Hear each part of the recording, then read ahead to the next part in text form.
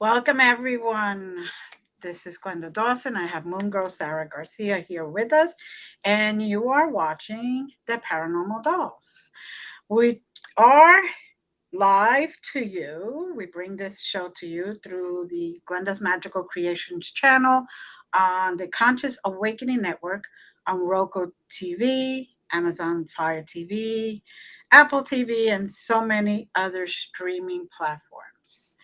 Today we have one of the best that I consider a close friend, a wonderful medium, spiritual person, way beyond Sheena Metal. How are you? Hi, I'm wonderful. Thank you for having me. It's wonderful to be here with you both. Oh, thank you for being here. Jinx, you owe me a Coke, Linda.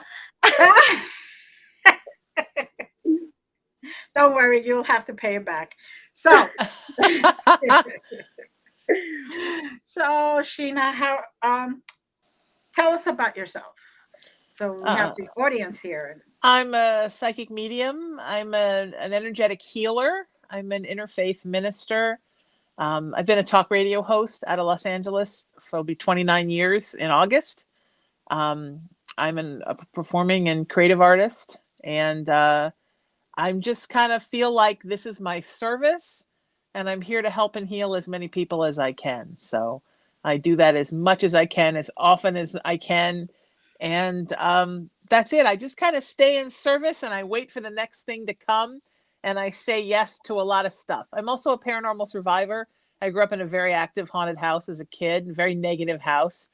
And that kind of formed a lot of who I am. And I'm a second generation psychic medium. My mother was also a psychic medium. We are of Irish descent. So I think that's being a psychic medium, sort of part of my ethnic lineage. And I don't know, that's pretty much it. I'm from New England originally. My mother was from Kentucky, so I consider myself to be sort of a daughter of the North and a granddaughter of the South. And I think there's mysticism both of those places. And I live between Los Angeles and the town I grew up in, about an hour south of Los Angeles. I live on an Indian burial ground. So I basically douche with a selenite wand every day. That's it. There you go. That's it. That's my yeah. I think keeps the natives away. We need a bigger one. Tell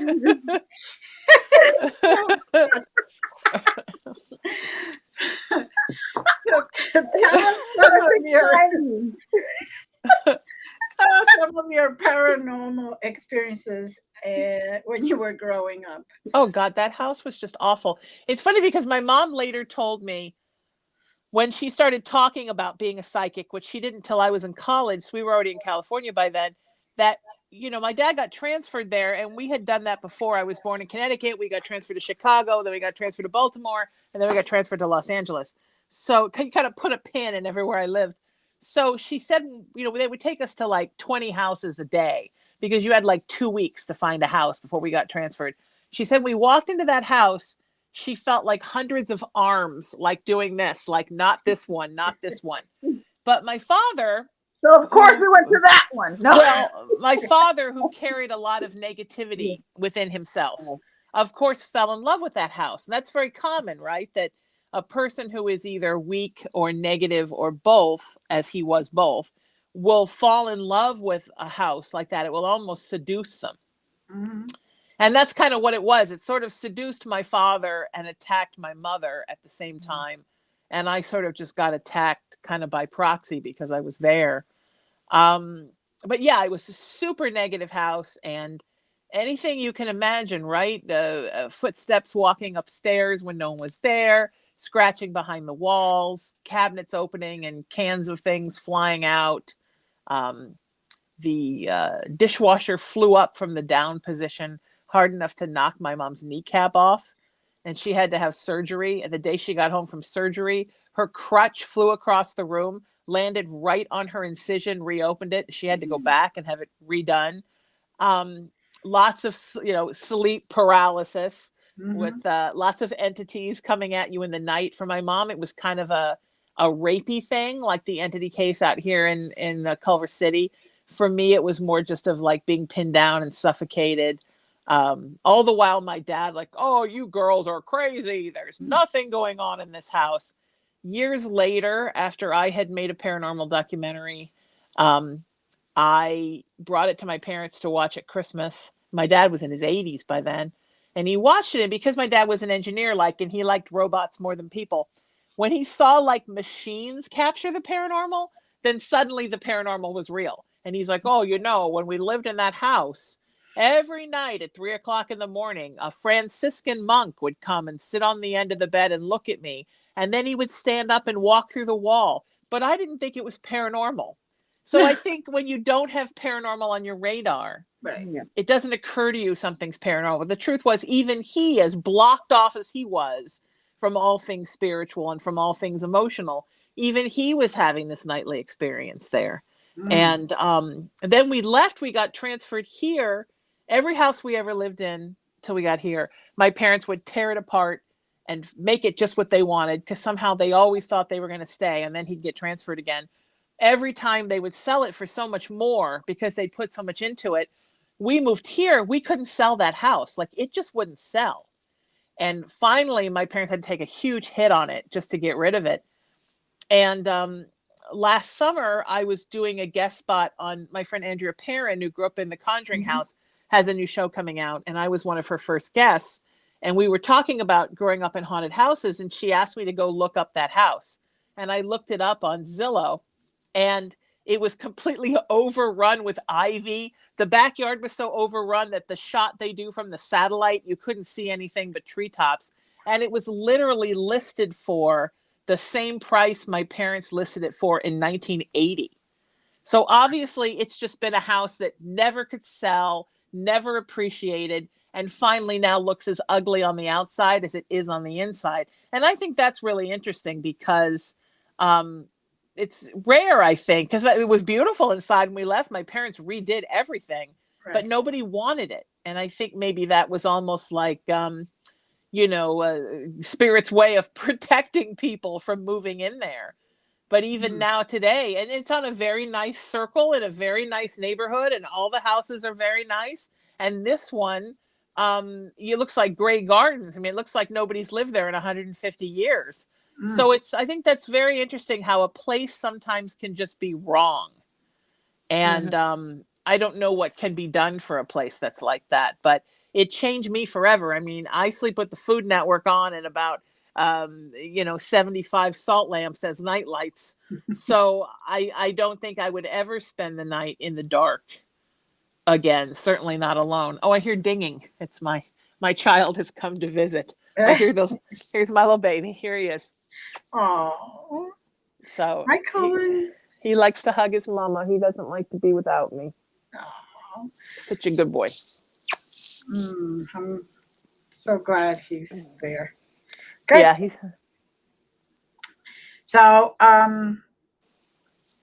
like you said, now what did your father say once he admitted that monk was there? Did you say, why didn't you tell us, or was there any? Right, I think my mom yelled at him for about 5 minutes. When he started with when we lived in the house, my mom was like, oh, don't you even start, because it was years and years of you girls are crazy and you girls made this up.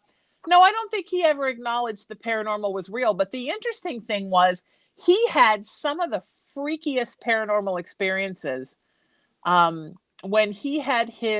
I was in my early 20s, I had just moved out about my house. He had a sextuple bypass surgery, a cardiac bypass surgery. And when he was in the hospital, they couldn't get him to wake up after the surgery. Like his vitals weren't bad. Nothing was wrong with him. He just wasn't waking up. And they told my mom, look, you have to go down there and ask him to wake up because he's not waking up on his own. So she did. She went and she asked him to wake up. And he told her that there was a big black bird with a briefcase in its claws. And he was flying along next to it, and it was telling him they were going where he had to go. And then she woke him up from that. But apparently that was going on for, weeks. He wasn't coming out of the surgery. Mm. Then they discovered he had a brain tumor. This was years later. He was 87 when he died. And the night before he had the surgery, he told my mom, "Do you see the birds?" And she said, "What birds?" And he said, "They're black birds flying over the TV. Do you see them?" And she said, "No." And then when he was in the hospital, so he came out of the surgery, turned out he had brain cancer. He came out of the surgery and he barely knew anything. He barely knew his name. And he was in a rehab facility and they were trying to get him sentient enough for him to come home. And he got very mean. He was, hitting the nurses and hitting the ambulance drivers. And he had made his roommate cry. And they asked me to come in and talk to him because he was making people cry. And they don't want all their people crying, right? So first I had to literally put my arms around this man I didn't know who was crying because my father was so mean that he had made him cry. And then keep in mind, my father didn't know who any of us were after the surgery. He didn't recognize me. He didn't recognize my mom. And I came and I told him, "You're not allowed to make people cry anymore." And he said, "Who are you?" And I said, "I'm the person that's in charge of what happens to you. And I'm telling you, you're not allowed to make people cry." Now, this is a man who had spoken almost nothing but 1 or 2 words at a time since the surgery. And he said to me, "You're the person in charge?" And I said, "Yeah." And he said, "Let me ask you something." And I said, "Okay." Now, this is like, he's like totally sentient now, right? He said, "There are these things and they're big and they're black and they have wings. And they keep telling me I belong to them. But there are these other things and they're blue and they look like they would be hot if you touch them, but they're not. And they're like a blue-white. And they're telling me that I don't have to listen to the black things and I can come with them if I want. So what the hell am I supposed to do?" And I just kind of sat there like, and I said, "Well, I guess, you got to go where you got to go." And then he immediately went back to doing nothing but saying his name. Like he hadn't even, and then that night he died of a bladder infection that they didn't know he had. Wow. So I really think there is a definite force of light in the universe. There is a definite force of dark in the universe. Mm-hmm. And there are beings that decide to go one way or the other, or a lot of people just sit on the fence and go whichever way pleases them at the time. And I really think that he was trying to decide which way he was going to go. And my mom would be very haunted by that for the 4 years she lived after that. Which way did he go? Did he kill somebody and we just don't know? But I don't know that I think that you need to murder somebody to have a definite force of negativity within you. I think sometimes the biggest way you can be dark is to just not do anything for anyone but yourself. You know what I mean? To me, that's a lot of how you harbor darkness within you. You contribute nothing to the world. Very true.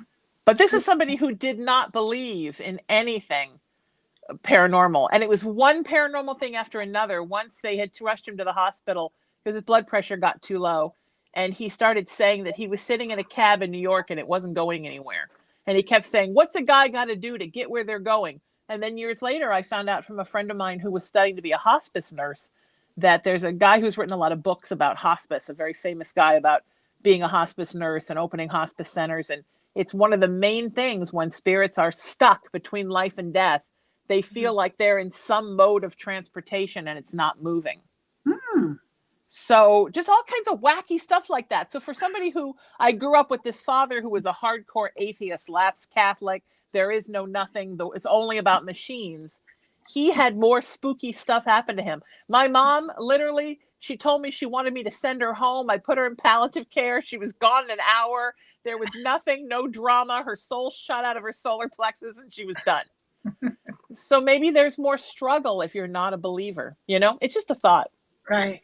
Yeah, could be. So, it kind of makes sense, especially after witnessing your father and then your mother. The difference of how one just kind of said, "Okay, I'm going to go," and went peacefully, versus the other one who kept struggling back and forth. Yeah. Yeah, struggling to find out where he was going to go when he died, whereas my mom had everything all planned ahead of time, so it was just very smooth and easy. Right.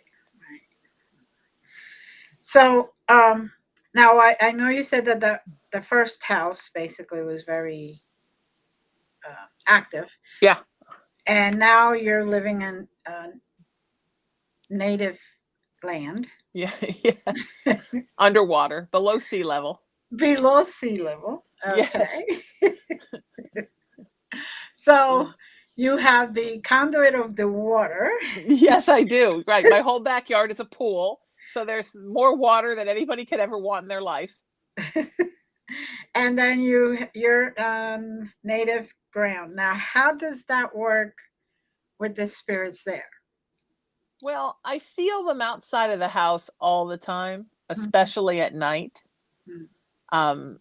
And I feel them. So I'm living in part of the house right now while I wait to get the rest of the house remodeled. And then I'm going to take the part I'm living in and move to the other part and remodel this part. Right. So I can feel, so the only parts that are really warded right now are the parts that I'm living in. And I can feel them around the periphery in the other rooms. Mm-hmm. And occasionally I see them out of the corners of my eyes here. I'll see something and I'll look and there'll be nothing there. Cullen, of course, sees everything. I'm like, oh, honey, why are you looking over there? Don't want to know that's there, honey. But yeah, he's he's especially fascinated with the backyard. And I'm about to have security cameras put everywhere. And I know I have to put one in the backyard, but I'm like, I don't know if I want to know what's going on in that backyard. So I see a bunch of Native Americans wandering around back there. I might get freaked out. Because I do have, I have paranormal survivor PTSD from growing up in that house. Right. I ward with let me see, I'm in my office right now. I have 1, 2, 3, 4, 5, 6 salt lamps in this room, and I have 1, 2, 3, 4, 5, 6, 7 selenite wands and a selenite tower, and I have 2 brooms in here. So my whole house is salt lamps, selenite wands, and brooms. And I tell people when I teach, I just taught at the Parapod convention a couple months ago, and I tell people, I'm serious. Selenite wands, salt lamps, and brooms, and it does keep this stuff away. It does. It does. I'm just laughing because I'm thinking, okay, I should tell you, when you're about to do the other side of the house, yeah, I want to know because I want to get stocks on the selenite and the salt lamps. Right? I'm coming. Well, I'll tell you, they have beautiful salt lamps at CVS at Christmas. This is a crazy story. And the day after Christmas Day, they go on sale for half price. And New Year's Day, they go on sale for 75% off. So literally the first week of January, I think I went to 37 CVS's. You just hoarded all of them, didn't you? And I got 35 salt lamps at 75% off. So I already had a handful of them. Right. And I just filled the house. And I have a hutch in the hallway where I have enough selenite, enough salt lamps and enough brooms to do the whole rest of the house. The selenite I still have to work on. So I'm all set to do the whole house when it's ready. Because, you never know when you're going to get a deal like that again. Yeah, no. You had that. I do the same thing.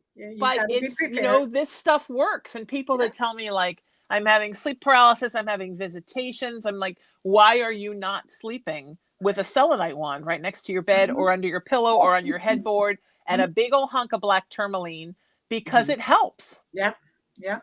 I have them all over my bedroom, actually all over the house too, and because I have a house from 1900, so as you can imagine, and I have springs, underground springs.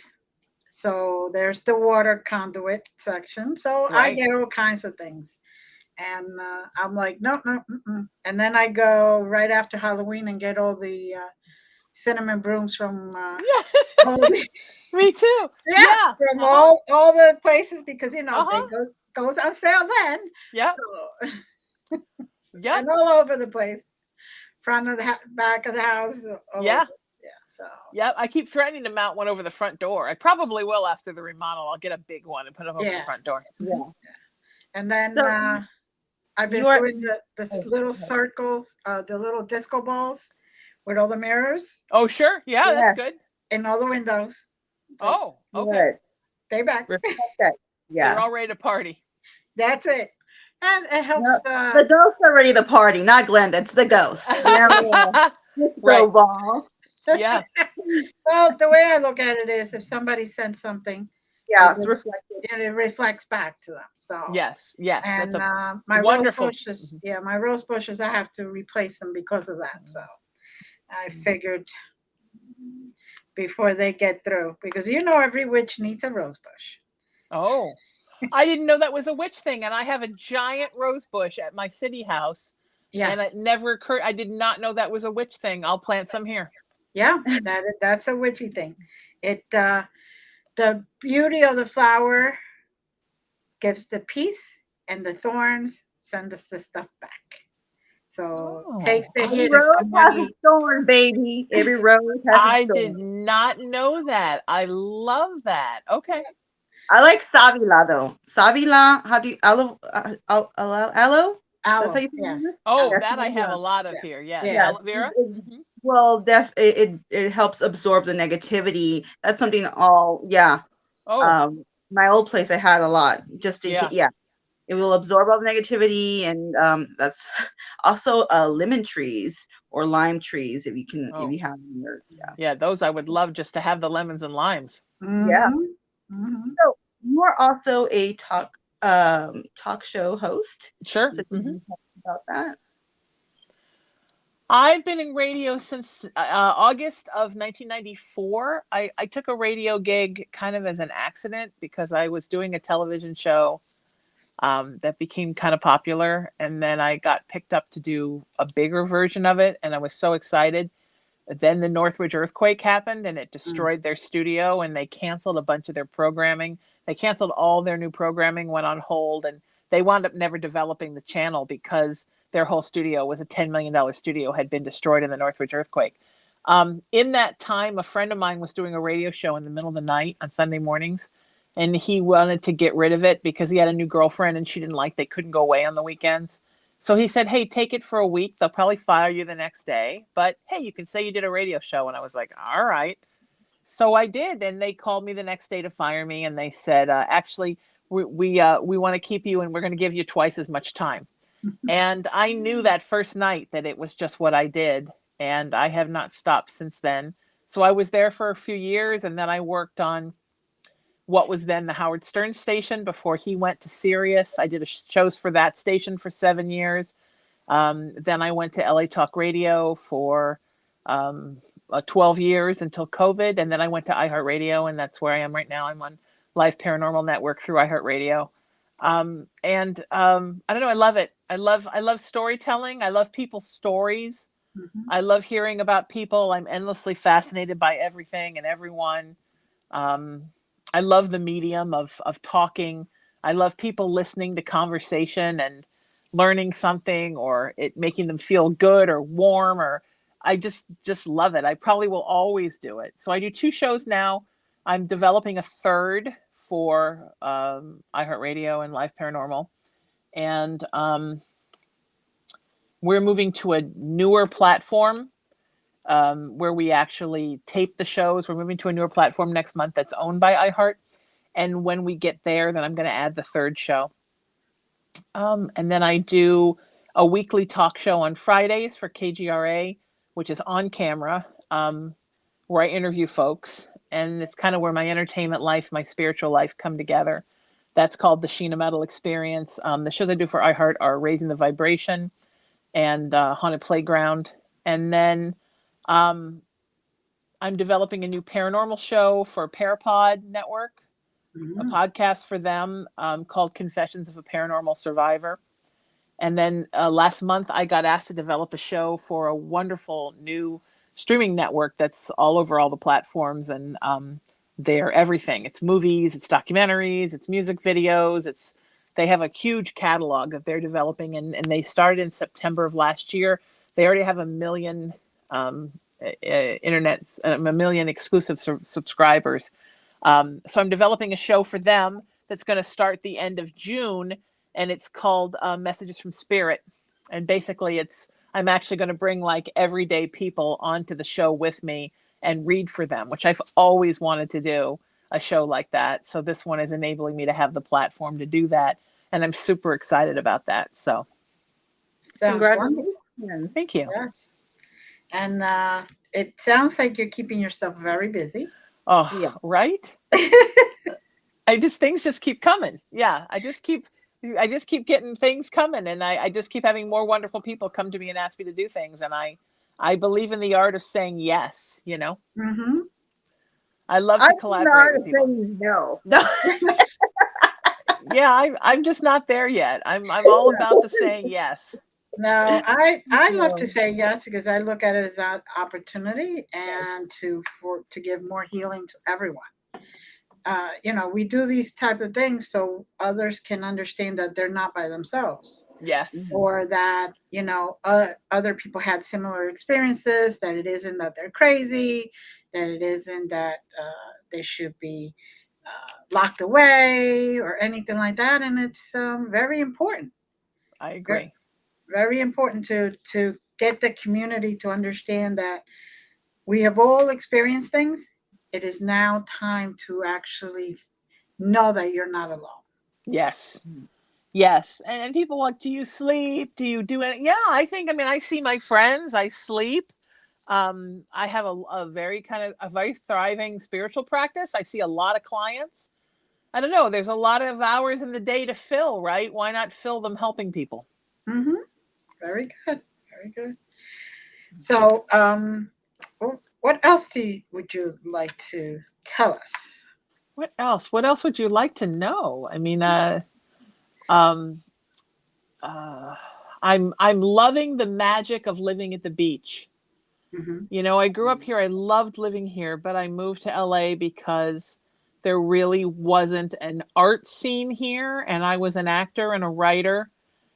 So I moved up north to really pursue art. Mm-hmm. But the world has changed and things have become virtual. And, because of traffic, it takes a while to get to Los Angeles from here because of Southern California traffic. But now, especially since COVID, everything has become virtual. And even all my studios for my shows, even this new one, it's all going to be done virtually. So it's afforded me the opportunity to be able to build a life down here and be close to the ocean. Like I said, my best friend lives about 10 minutes away, and I go to her house a lot for dinner, or I have dinner with friends, and I always at the end of every night, I always go to PCH and I drive home that way, Pacific Coast Highway. So every night I look at the ocean, and the ocean, we've always lived on the water. My dad was an amateur boat builder. And so we always lived near water. Even in Chicago, we lived on Lake Michigan. And the water has always been very healing for me. And I'm loving the energy of being here in this place. The tract that I live in kind of butts up to a wildlife preserve. So there's a lot of birds. And, the poor Cullen loses his mind. There's so many birds. He loves it. And there's a lot of animal activity in the yard and all kinds of stuff. And I have owls, and I have a dove's nest right outside my door right now. And I have mallard ducks that swim in my pool every morning, and they bring their babies when the babies come. So it's just it's peaceful here. And I think that my whole life has been run, and service. And I love that. But it's kind of nice to be in a place now where it's wound down a little bit. And really, this town kind of comes to life with the sun and goes to bed with the sun. I'm a night owl, so I do not do either. But I do like sort of the peacefulness of how quiet it is here at night. And I never thought I'd say that. I was a city girl through and through. But part of it is the world changed, and part of it is I changed. And also, I think when you're doing this work full-time, reading for clients, which I've really only been doing this full-time for 5 years, you need that sort of respite to recharge. And I find that the ocean is a wonderful way to recharge. Does that make sense? Yes, definitely. I unfortunately am about 2 hours away from the beach right now, but if I could, when I lived in New Jersey, I would just like my kid's father would pick up the kids because we were divorced on Friday night, and I would take off right to the beach. And, Sure. yeah. Bikini and all. And I would just sit there and watch the sunset or watch because I myself am a night owl usually. Yeah, I Lately, am not too. so much. But, I'm definitely not a morning person. But I Yeah. would definitely stay up all You night and got then just Brenda. watch the same sunrise and then go have coffee, breakfast, whatever, then go home and take a nap and then start it all over again. But that was my It's nice. beautiful time there. I could spend, balance, rejuvenate, and Yeah. just be at peace with myself. And Yeah. basically just be, just melt in. Absolutely. Yeah. Absolutely. So, Yeah. it And just, being here with all my mom's energy, I'm sitting at her desk right now doing this. Those that guide us in our lives guide us after they're gone. And she's always guided me from about 45 minutes after she passed. But being here in this place and her energy, and especially in this room, which was her office, it was like her mom cave, where she first discovered her psychic gifts, where she studied to become a hypnotherapist, where she realized that she was a witch and started practicing. All of that happened in this room. And so to be here in this room now and be using this room as my office for my work, that's a magic feeling, I can't imagine doing it anywhere else now. mm, yes, it's special, real special blonde. Yeah, it is for sure. It's nice. And that's kind of I'm just so excited about everything in my life. I'm excited about, I don't even know what to say past that. I'm excited about everything in my life. And this cat who you saw a little while ago, I mean, this guy he's my soulmate. I mean, I've had him since he was 3 days old.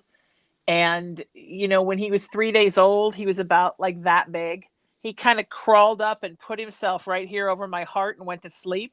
And he's kind of never stopped. It's just he's still so attached to my heart.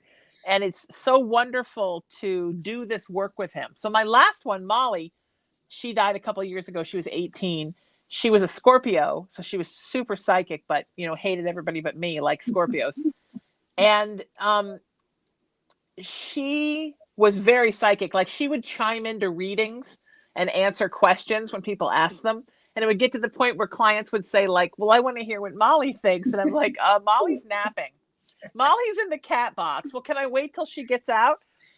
This one is different. This one's a healer.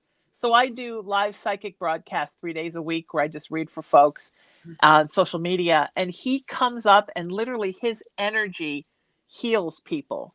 And I think a lot of people come to the lives now just for him.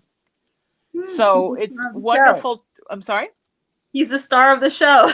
He is so the star of the show. And so it's so wonderful to watch him do his thing with people and to heal other people the way that he's healed me. And I'm kind of just loving, and I'm when I went to Parapod, I went and spent the weekend up there, and I took him with me. It was his first time in a motel. He did great. And so we're going to do some things like that when I teach, and then eventually figure out how to get him on an airplane. I think he'll be really good about flying because he's great about the car. And just take him everywhere so he can bring his healing and I bring my healing, and we kind of work together on our healing. So that's the first time. I mean, I've always had animals and I love animals, but it's the first time I've ever had one that I wanted to bring places with me and incorporate into my spiritual work. And it's amazing. So I highly recommend that if anybody has an animal that's interested in getting involved in the work that they're doing. Right. Well, to that effect, I actually attune animals to Reiki.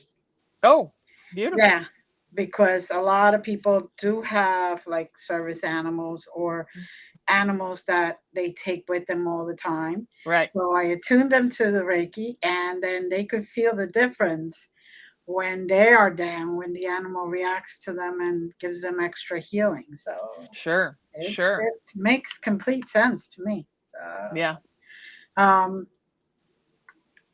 So this the newest Right. venture that you have.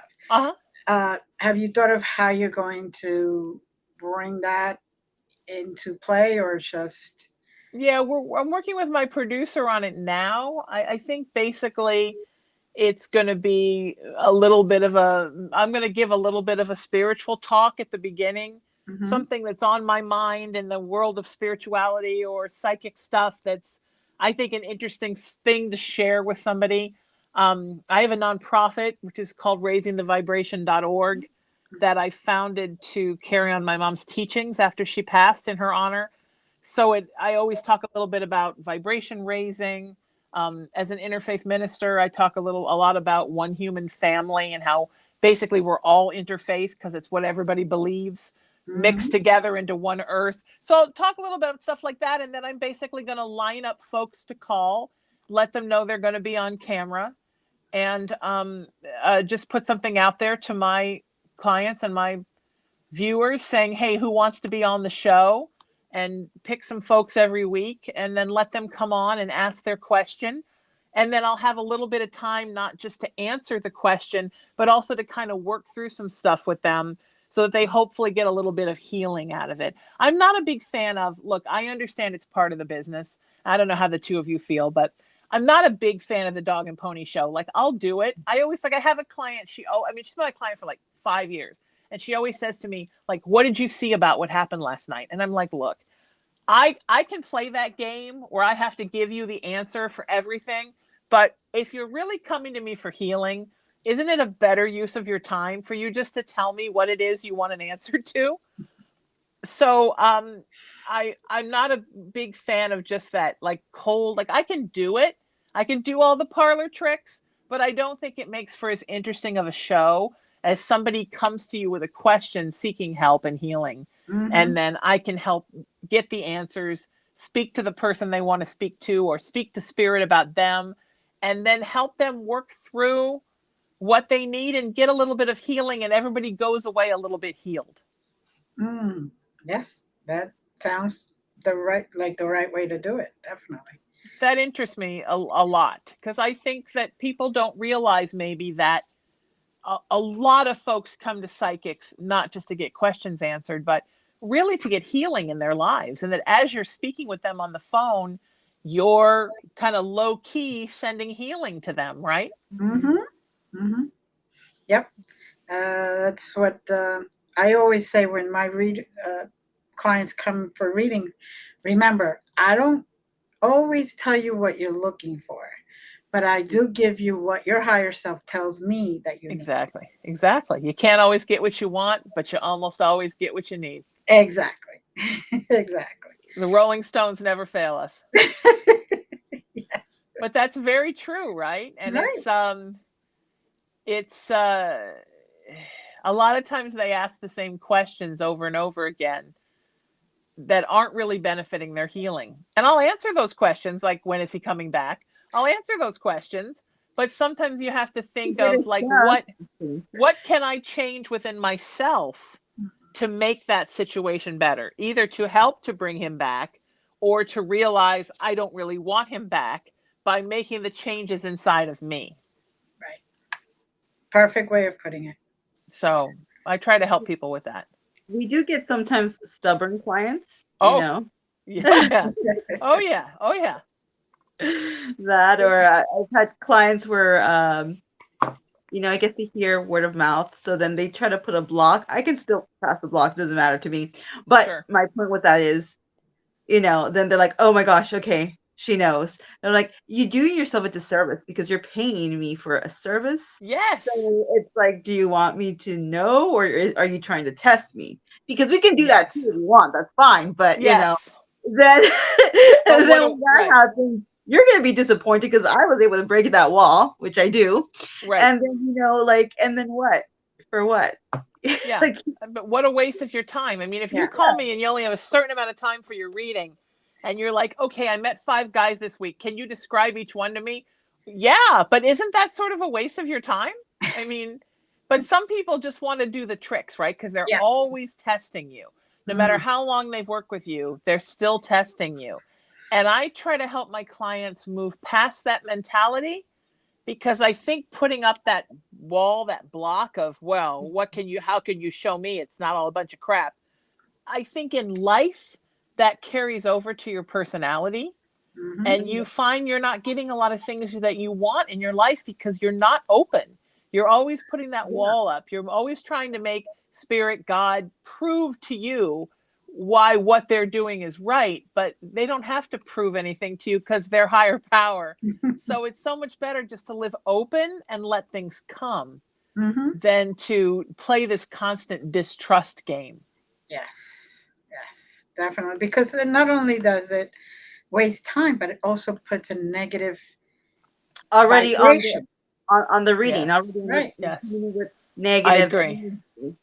I agree. And I also think that talking about stubbornness, Sarah, the when is he coming back? When is she coming back question. I find sometimes with those folks that when I finally get to the place where I'm like, okay, so let's talk about you and how to make you happy and how to make you healthier, you actually energetically feel them start to resist you. Yeah, the pushback. Yeah, because they don't want to talk about them. They want to talk about when he's coming back. But sometimes in order to smooth a relationship over or get people on their path again, especially with soulmates and twin flames, people with soul ties and soul karma, you're part of that couple. You got to get yourself on that path too. And obviously you've seen from proof that you acting this way and him acting that way is not making him come back. So how about we try something a little bit different? Right.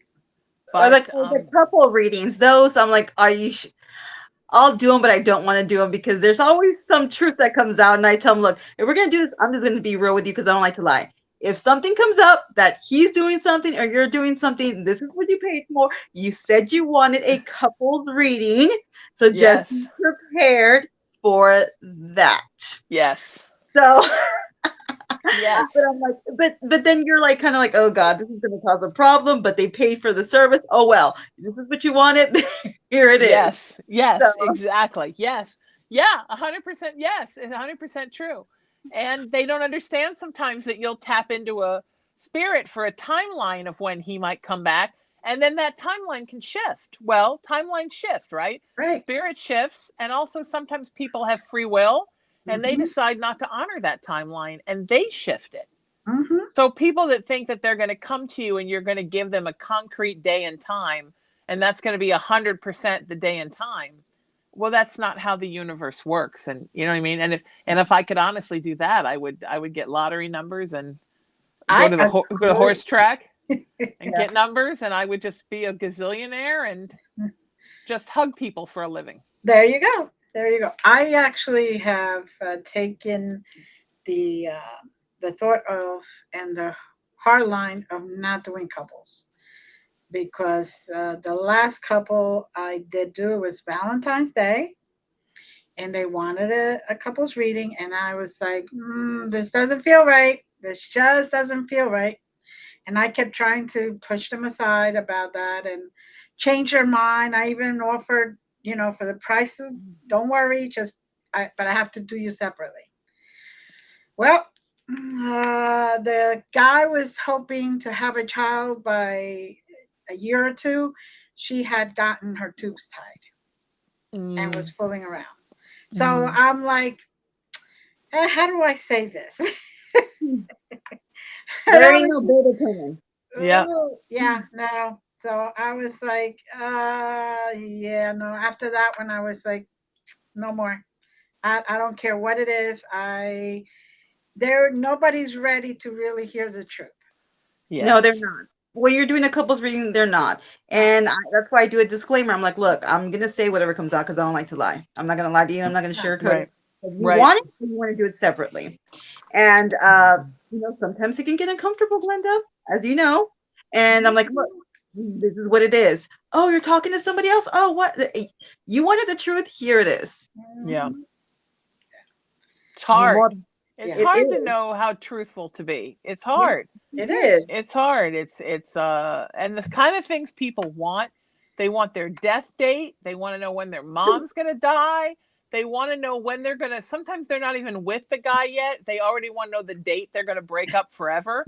It's like, why? One wanted me to get, I want the new girlfriend's social security number and address. It's like, why would spirit give me that information so you can go and stalk someone?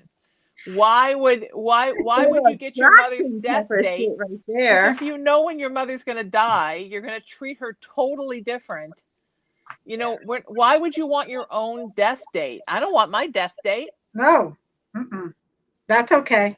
I prefer just not knowing, living my life fullest. Yeah. Each and every day. Exactly. And that's it.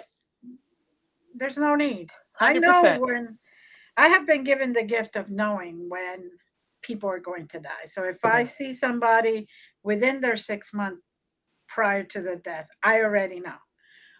But I actually don't give them that because that taints their life. Yeah.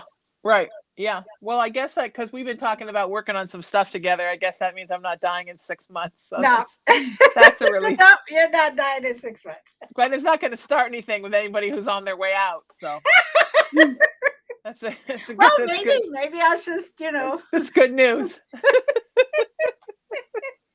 You didn't say, hurry up, we got to do it quick. That's always a plus. It's got to be before now and the end of the year. Come on. We only got till the now or end of never. the year. No. That's fantastic. But I determined a long time ago that was a gift for me to get them on the right track as fast as I could, or at least show them the track that they need to be in as fast as I could. Yeah. But not being too open about it and give them that date, because that could be either way. If somebody tells me my date of death, I would be like, okay, let's do everything on my bucket list because I don't care how much I spend, what I spend, whatever, and just do it. But other people may have a problem with it. Yeah. And then go into deep depression, and that will bring their death even sooner. It's true. That's very true. Yeah. I don't want that gift. I don't want to know when people are going. I don't want to know. I don't want to know because I don't want to ask because I don't want to even have the information and then say I won't give it to you. I just won't have it. I don't want to. No, I can't blame you. I knew when my father was going to die. I knew when my mother was going to die. And my brother one time said, oh, I wish I had that gift. And I'm like, you have no idea. No. The burden that is. It's a gift. Yes, it's a gift because it was given to me. But brings a lot of other stuff with it. Yeah. Okay. I know what gifts I don't want, and that's definitely one. I don't want to be a trans medium. Have anybody ever asked you if you'll do that? Some guy wanted me to be a trans medium and take his dog's spirits inside of me and bark. I'm like, no, I'm not. I love spirits. I love to talk to spirits. I do not want spirits inside of me. I'm not allowing your dog's soul to penetrate mine. I'm not going to pee on your carpet or bark or sniff your butt or any of those. Right. I'm not going to manifest your cat and ask for a Whiskas temptation. I'm seriously not doing it. But why would you want me to? Why can't I just talk to your babies? Why do they have to be inside of me? He's like, oh, I've heard that all the good mediums are trans mediums. And I'm like, no, it takes a certain kind of person to be a trans medium. And I'm such an empath that if I let a spirit inside of me, I would never be able to forget about that. Once I couldn't unsee it. Well, I am a trans medium. Okay, good. I admire you, but I can't. No, it's not something for the weak.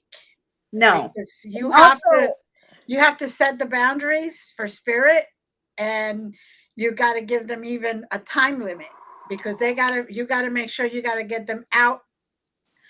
Your time is up. Get out. I don't want you to well, I have a client and he would love for you to manifest the dogs. So if thank you. if you would like to have some poodles Come on through. I know somebody who wants that. I admire you. I don't. It's like, I don't want to live in a haunted house. I know people that are like, I grew up in a haunted house and I want to live in a haunted house with all these spirits. And I have this crazy friend. I love her. So I say crazy affectionately. She did so much ghost box in her house that her house became like the bar from Star Wars. Like, there were so many spirits in there. She couldn't sleep. The animals were dying. And I'm like, stop doing the spirit box in your house. So when she moved, I'm like, please, never again, not this house. And luckily she doesn't. But so that's another thing I don't do. I don't do spirit board, ghost box, pendulum inside of my house, the divining rods in my house. Right. I have all that stuff in the trunk of my car in a bag, and I will come to your house and do it, but I'm not doing it in my house because it's another thing. I have to have peace. Right. Some kind of peace, because there's so much going on in here and in here. Anyhow, I need peace. Valid.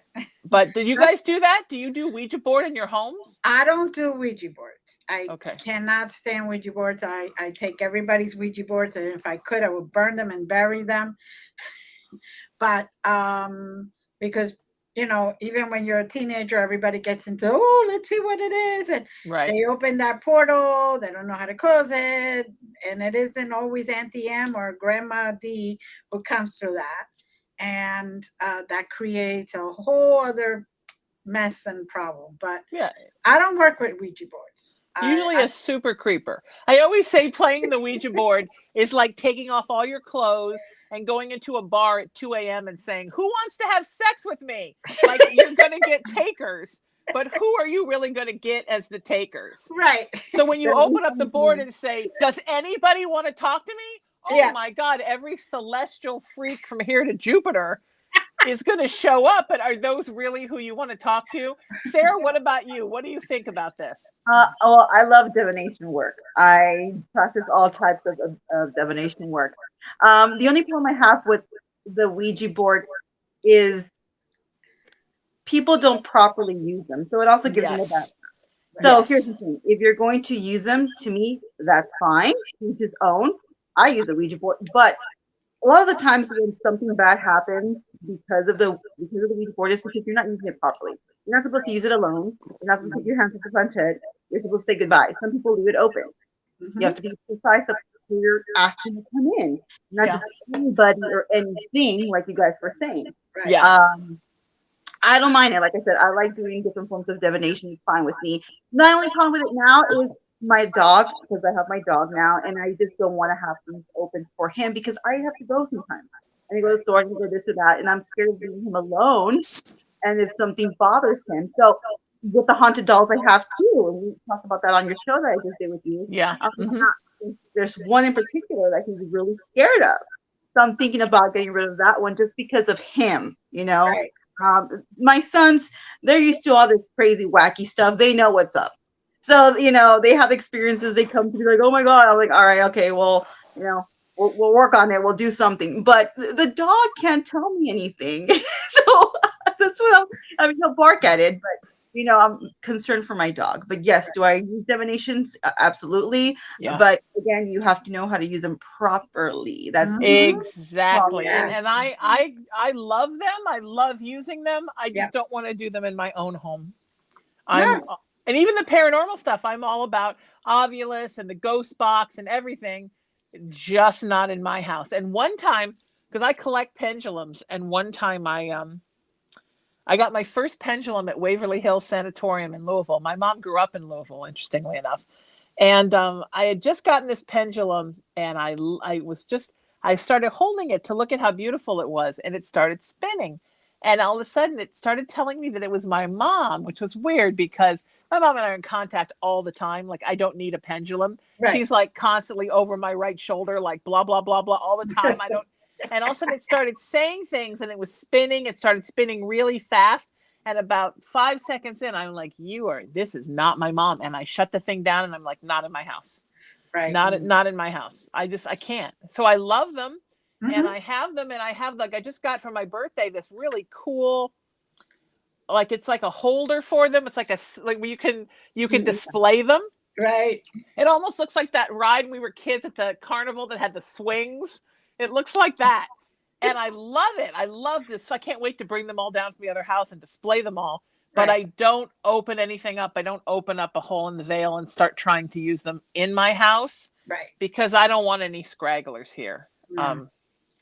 I spent my whole life trying to get away from living in a haunted house, and so we don't need that here. And I was telling you earlier, Sarah, when you did my show, I don't want Cullen exposed to it. Right. He's an innocent, and I don't want spirits coming here and messing with him. And that's it. You know, I have 2 dogs, 4 cats, and the one cat, she can see everything. And she actually starts going, yeah. And I'm like, oh, okay, we have an unwanted visitor. Okay, thank you. And I get rid of that. Yep. And I don't, we don't have to bother with anything else. No, this is why basically I started this center, because I wanted to not have the clients in my house. Yeah. Get them out of my house. I don't want clients in my house. Yeah. I think the energy, anyone can have good or bad energy, and to bring that into your house. Plus, I don't want random people to know where I live. I have children, I have my mother, my little dog. So I don't, want clients in my home. I'd rather go or do like videos or phone. Like you said, with the whole Rona thing happened, it really opened everything up for being virtual. And that's how that's how it's going to stay. A lot of things are going to be, especially now till next year. Well, 2024 upward, the AI is going to be crazy. So there's going to be a lot of things that are going to be technology based, virtually based, more school, besides the homeschooling thing that we have, but like that, and more jobs and stuff being from home. So Very true. So we're almost at the end already. This went fast. Flew fast. I'll have to do it again. It was so much fun being with you. Definitely. So is there anything you want to say these last few minutes? I just want people to try to stay in a positive place. Remember, when you raise your own vibration, you raise the vibration of others around you. And then that in turn raises the vibration of the everything. And it all kind of starts with you, like the 3 of us right now, right? We're all lifting each other's vibrations as we're just sitting here talking. But as we do that, we're unconsciously raising each other's vibrations. And that's what you should be doing every day, whether you're at work or you're on a date with your person, or you're with friends, or you're with your kids, or you're having alone time with your animal companions. Animals just automatically do that. And we should be doing that too. We should always be thinking of, how can I bring more joy to something? How can I bring more love to something? How can I make the world a better place? How can I be more in service? How can I turn a negative into a positive? What can I do for me to lift myself up? I mean, we all should be thinking about this all the time, because it's really easy to get trapped in the what didn't happen for me, or what I'm not happy with, or what makes me feel sad, or what makes me angry, and kind of stay in those places. And it's so important that we replace the negativity with positivity, because the 2 of them cannot live in the same place. It's so that we are constantly lifting ourselves up and lifting other people up. I think that's so important. It's kind of the base of all my work. That's beautiful. That's beautiful. So there you go, guys. We love you. We're sending a lot of blessings there to everyone. Sarah, as always, gorgeous. And of course, Sheena, you look fantastic. You're glowing today. Thank you. You are glowing. Thank you, sweetie. All right. Love yous all. See you next.